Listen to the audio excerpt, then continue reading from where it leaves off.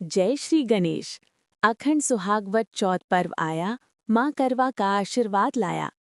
आप सभी को करवा चौथ की हार्दिक शुभकामनाएं। हम सभी जानते हैं कि करवा चौथ पर भगवान गणेश और साहूकार और उनके 8 बच्चों वाली 2 कहानियां पढ़ी जाती हैं। ऐसा कहा जाता है, कार्तिक मास की चतुर्थी तिथि पर पहले गणेश जी की पूजा करें और फिर करवा माता की पूजा होती है, जिसकी कहानी साहूकार के 8 बच्चों से जुड़ी है। इसके बिना व्रत अधूरा माना जाता है। गणेश जी की कथा। बहुत समय के पहले की बात है। एक अंधी बुढ़िया थी। वो गणेश जी की भक्त थी और विधि विधान से रोजाना गणेश जी का पूजन करती थी। एक दिन गणेश जी उस बुढ़िया से प्रसन्न हो गए और उसको दर्शन देकर बोला कि मैं आपकी पूजा से प्रसन्न हूँ। आपको जो वर मांगना है वो मांग ले। बुढ़िया कहती है, मुझे मांगना नहीं आता, तो कैसे और क्या मांगू? उसने अपने बेटे और बहू से पूछा। उन्होंने कहा कि धन मांग लो, और बहू ने कहा कि पोता मांग लो। तब बुढ़िया ने सोचा कि ये तो मतलबी हैं, अपनी मन की बातें बोल रहे हैं। फिर बुढ़िया ने पड़ोसियों से पूछा, तो पड़ोसियों ने कहा कि बुढ़िया, तेरी थोड़ी सी जिंदगी बची है, तो तू अपनी आंखें मांग ले, जिससे तेरी बाकी की जिंदगी सुख से बीते। उस बुढ़िया ने बेटे और बहू और पड़ोसियों की बातें सुनकर घर में जाकर सोचा कि क्यों ना ऐसी चीज मांग लूं जिसमें बेटा, बहू और मेरा सबका ही भला हो। जब दूसरे दिन श्री गणेश जी आए और बोले कि आपको क्या मांगना है, कृपया बताइए। हमारा वचन है, जो आप मांगेंगी सो वो हो जाएगा। गणेश जी के वचन सुनकर बुढ़िया बोली, हे गणराज, यदि आप मुझ पर प्रसन्न हैं तो मुझे 9 करोड़ की माया दें, निरोगी काया दें, अमर सुहाग दें, आंखों में प्रकाश दें, नाते पोते दें और समस्त परिवार को सुख दें, फिर अंत में मोक्ष दें। बुढ़िया की बात सुनकर गणेश जी बोले, बुढ़िया माँ, तूने तो मुझे ठग लिया। तथास्तु कहकर गणेश जी अंतर्ध्यान हो गए। हे गणेश जी, जैसे बुढ़िया माँ को मांगे अनुसार आपने सब कुछ दिया, वैसे ही सबको देना। बोलो गणपति भगवान की जय। आइए अब करवा चौथ की सबसे प्रसिद्ध कथा को सुनते हैं। बहुत समय पहले की बात है। एक साहूकार के 7 बेटे और उनकी एक बहन करवा थी। सभी 7 भाई अपनी बहन से बहुत प्यार करते थे, यहाँ तक कि वे पहले उसे खाना खिलाते और बाद में स्वयं खाते थे। एक बार उनकी बहन ससुराल से मायके आई हुई थी।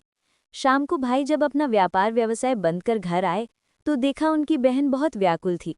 सभी भाई खाना खाने बैठे और अपनी बहन से भी खाने का आग्रह करने लगे, लेकिन बहन ने बताया कि उसका आज करवा चौथ का निर्जल व्रत है और वो खाना सिर्फ चंद्रमा को देखकर उसे अर्घ्य देकर ही खा सकती है। चूंकि चंद्रमा अभी तक नहीं निकला है, इसलिए वो भूख प्यास से व्याकुल हो उठी है।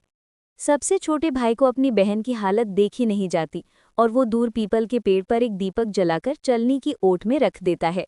दूर से देखने पर वो ऐसा प्रतीत होता है कि जैसे चतुर्थी का चांद उदित हो रहा हो। इसके बाद भाई अपनी बहन को बताता है कि चांद निकल आया है, तुम उसे अर्घ्य देने के बाद भोजन कर सकती हो। बहन खुशी के मारे सीढ़ियां पर चढ़कर चांद को देखती है, उसे अर्घ्य देकर खाना खाने बैठ जाती है। वो पहला टुकड़ा मुंह में डालती है तो उसे छींक आ जाती है, दूसरा टुकड़ा डालती है तो उसमें बाल निकल आता है, और जैसे ही तीसरा टुकड़ा मुंह में डालने की कोशिश करती है तो उसके पति का मृत्यु का समाचार उसे मिलता है। वो बौखला जाती है। उसकी भाभी उसे सच्चाई से अवगत कराती हैं कि उसके साथ ऐसा क्यों हुआ। करवा चौथ का व्रत गलत तरीके से टूटने के कारण देवता उससे नाराज हो गए हैं और उन्होंने ऐसा किया है। सच्चाई जानने के बाद करवा निश्चय करती है कि वो अपने पति का अंतिम संस्कार नहीं होने देगी और अपने सतीत्व से उन्हें पुनर्जीवन दिलाकर रहेगी।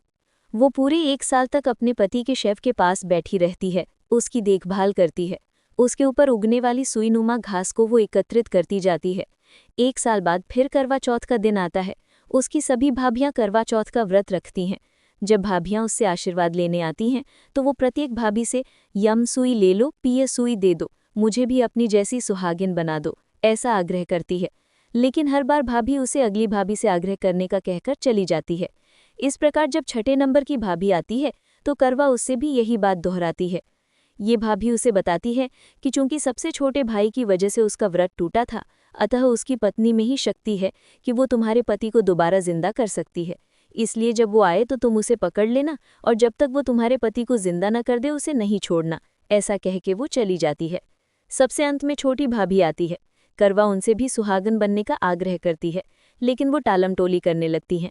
इसे देख करवा उन्हें जोर से पकड़ लेती है और अपने सुहाग को जिंदा करने के लिए कहती है। भाभी उसे छुड़ाने के लिए नोचती है, खसोटती है, लेकिन करवा नहीं छोड़ती है। अंत में उसकी तपस्या को देख भाभी पसीज जाती है और अपनी छोटी अंगुली को चीरकर उसमें से अमृत उसकी पति के मुंह में डाल देती है। करवा का पति तुरंत श्री गणेश कहता हुआ उठ बैठता है। इस प्रकार प्रभु कृपा से उसकी छोटी भाभी के माध्यम से करवा को अपना सुहाग वापस मिल जाता है। हे श्री गणेश माँ गौरी, जिस प्रकार करवा को चिर सुहागन का वरदान आपसे मिला है, वैसा ही सब सुहागिनों को मिले।